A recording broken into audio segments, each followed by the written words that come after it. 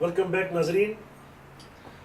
جیسا کہ آپ نے ابھی ہمارے وقفے سے پہلے جناب حافظ فیض اللہ سعیدی صاحب کے تفصیلی بات آپ نے سنی. اب میں گزارش کرتا ہوں اپنے تجزیہ نگار اور معروف کالمسٹ جناب ظہیر دانی صاحب سے کہ آپ نے اگر کچھ سوالات کرنے ہوں قبلہ حافظ فیض اللہ سعیدی صاحب سے. بسم اللہ الرحمن الرحیم. السلام علیکم.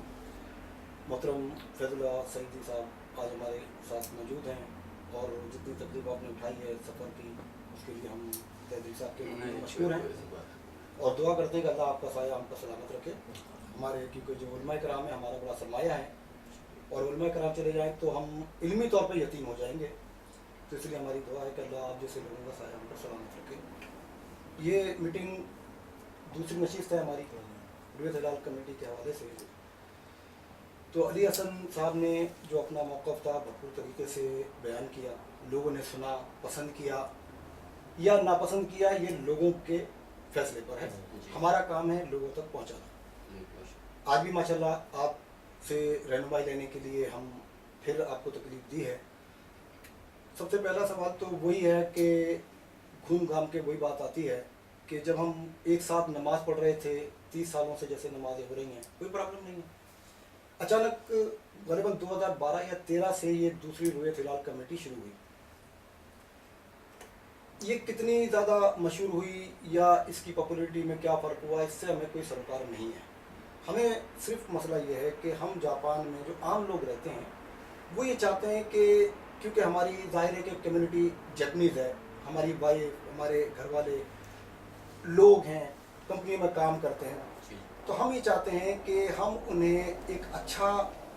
فیس دکھائیں, اچھا چہرہ دکھائیں. وہ اسلام کو ہماری وجہ سے جانتے ہیں. ٹھیک, جب وہ دیکھتے ہیں سنتے ہیں, جیسے ہماری وائف کسی پاکستانی کی وائف سے ملتی ہے تو وہ کہتی ہے جی وہاں پر دوسری اذان ہوئی تھی آپ لوگوں نے آج عید کی ہے. اس سے ہوتا کیا ہے, یہ ہوتا ہے کہ ہم جو سبق اپنے گھر والوں کو پڑھا رہے ہوتے ہیں اس سے ہم مشکوک ہو جاتے ہیں. تو رویت ہلال کمیٹی اگر 2 ہیں تو آپ اس بارے میں کیا کہتے ہیں کہ اس کے لیے کیا کرنا چاہیے, کون سا ایسا ہم وہ فارمولہ لے کر آئیں کہ یہ جو ہمارے دونوں بھائی ہیں یہ بیٹھیں اور ایک ہو کر گفتگو کر لیں, تاکہ وہ جو جیسے میں نے پہلے بھی عرض کیا تھا کہ ہاتھیوں کی لڑائی میں کھیت کا نقصان ہوتا ہے. ہمارے وہ بھائی جو ان کے پیچھے نماز پڑھتے ہیں ان کو تکلیف ہوتی ہے, جو ہم نماز پڑھ رہے ہیں ہم نے سلیم الرحمان صاحب کے پیچھے پڑھتے ہیں, خدا نہ خواستہ اللہ نہ کرے کہ وہ غلط ہیں تو ہم سب کی نمازیں خراب ہوتی ہیں. ویسے خیر نماز تو اللہ کے لیے پڑھتے ہیں, اللہ بہتر جانتا ہے, ہماری نیتیں جانتا ہے. تو آپ اس بارے میں اگر ہماری رہنمائی فرمائیں تو بڑی نوازش. شکریہ. یہ بھی جیسے کہ میں نے گفتگو میں آغاز میں نے کہا تھا کہ جب پہلی مرتبہ میں نے قاری علی حسن صاحب اور جناب مولانا ڈاکٹر عابد شاہ صاحب, مجھے انہوں نے ویڈیو دکھائی جو میں نے دیکھی اور ماشاءاللہ نئی بہن ہم دونوں بھی اس دن موجود تھے, ساتھ تھے. تو حالانکہ ہمیں پتہ نہیں تھا کہ وہ کیا جی بالکل معلوم نہیں تھا. تو بلکہ انہوں نے جو وہ گفتگو جو وہاں اپنا عابد بھائی جو وہاں پر کر کے انہوں نے سنی تو وہ انہوں نے دکھائی انہوں نے. تو اس گفتگو وہ سن کر جو ہے نا میں مطمئن نہیں ہوا. تو ظاہر شرح اگر دیکھا جائے جہاں پر ایسے شکوک و شبہات پیدا ہو جائیں تو پھر اس کی تحقیق ہونی چاہیے. یہ چیز بہت ضروری ہے. میرا مقصد کہنے کا یہ نہیں ہے کہ جو موجودہ جو ہلال کمیٹی ہے اس پر جو ہے میں اپنا طرز کروں, ایسی کوئی بات نہیں ہے. میں الحمدللہ آپ کی بات کاٹ رہا ہوں. جی آپ نے کہا شکوک و شبہات پیدا ہو جائے, جی کون سا شک پیدا ہوا؟ شک پیدا یہ ہوا کہ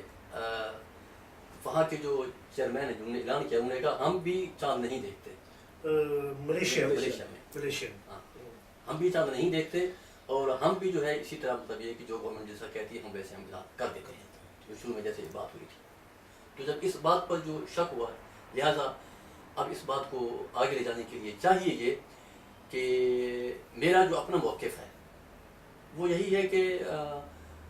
جو ہلال کمیٹی جس طرح سے وہ کام کر رہی ہے, کیوں کہ اب یہ ہلال کمیٹی وہاں تو ہوتی نہیں ہے, وہاں کے جو گفتگو ہوتی ہے وہاں پر فون کے ذریعے اس کو فالو کر کے یہ لوگ یہاں ملیشیا کو فالو کر کے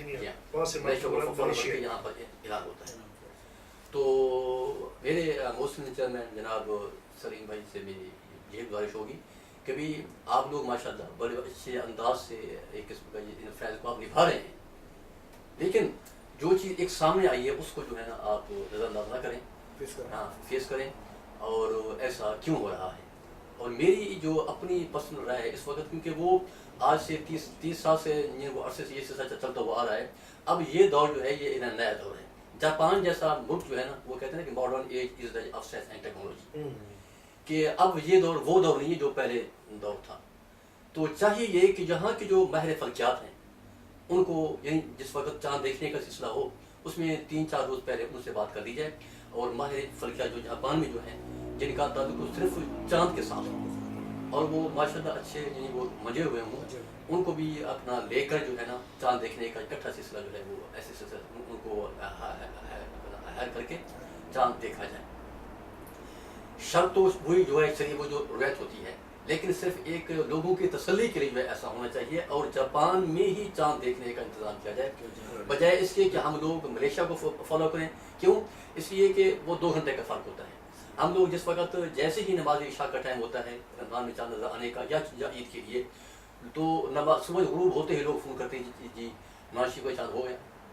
کل روزہ ہے کہ نہیں.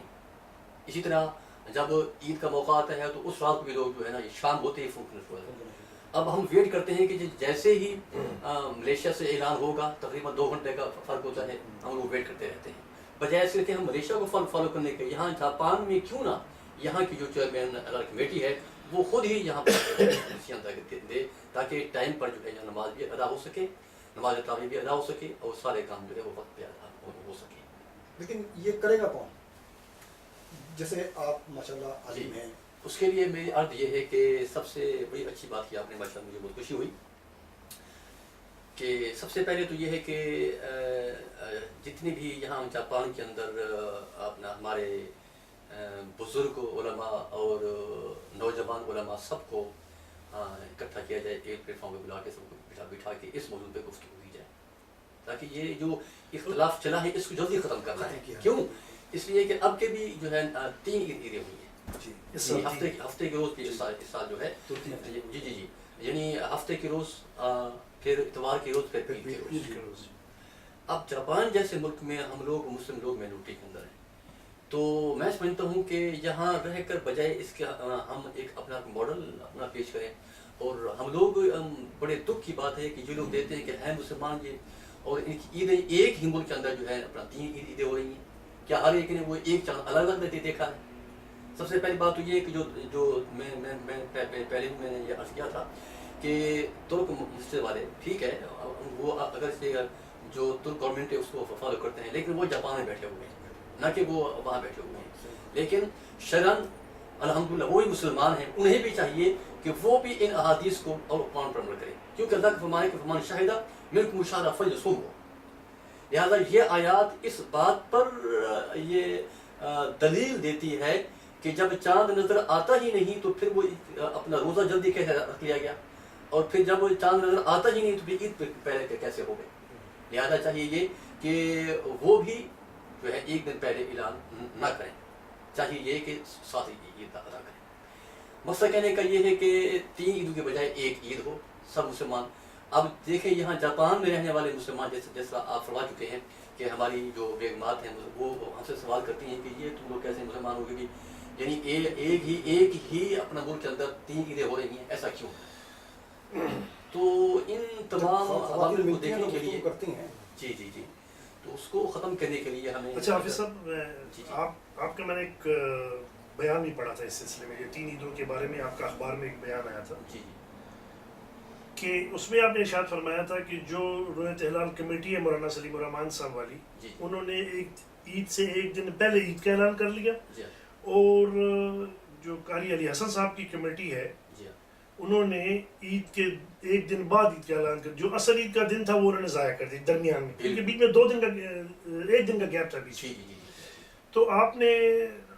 میں نے یہی سوال کیا تھا قاری علی حسن صاحب سے، انہوں نے کہا تھا کہ بعد میں ان کی تردید آ گئی تھی کہ نہیں یہ جو آپ کی جو عید ہے قاری علی حسن صاحب نے جو کی تھی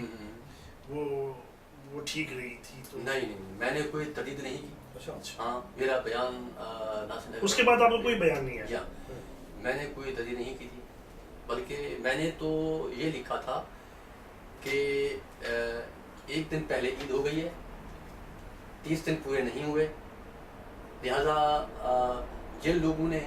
ظاہر ہے ہم بھی ساتھ تھے، میں نے بھی ساتھ عید ادا کی اور نماز عید میں نے ادا کری، آپ نے تو پڑھائی میں نے نماز عید میں نے پڑھائی میں نے، تو یعنی روزے 30 ہوئے، 30 نہیں ہوئے، جبکہ روزے 30 تھے، اور بعد میں آپ سب لوگوں نے بھی تحقیق کی، روزے 30 ہوئے، جاپان کی جو وہ دیکھا ہوگا آپ لوگوں نے کہ ایج کے لحاظ سے بھی جو 30 دن جو وہ مکمل ہو گئے ہیں نا، اور پھر جو ہے وہ اس طرح تھا، گویا ایک دن پہلے عید ہو گئی،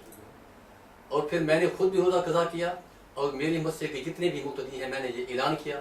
کہ آپ سب لوگ ایک روزہ جو ہے وہ قضا کریں، سب نے قضا کیا، 3 روزہ رکھ لیں گے آپ، ایک روزہ جو ہے وہ قضا ہو گیا تھا، قضا ہو کے دوبارہ اس کو رکھا جائے، اچھا 30 روزے پورے کیے جائیں،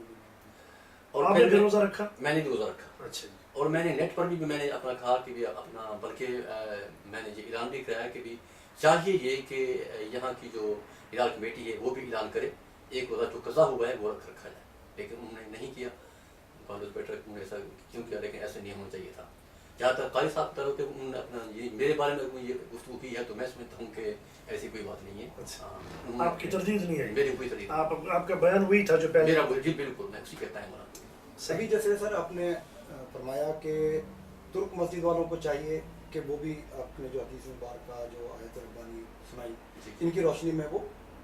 کہیں، جی مسئلہ یہ ہے کہ یہ تمام جو بلوا شروع ہوتا ہے وہ چاند دیکھنے پر شروع ہوتا ہے، جیسے اگر ہم ایک پراپر طریقے سے چلنا چاہتے ہیں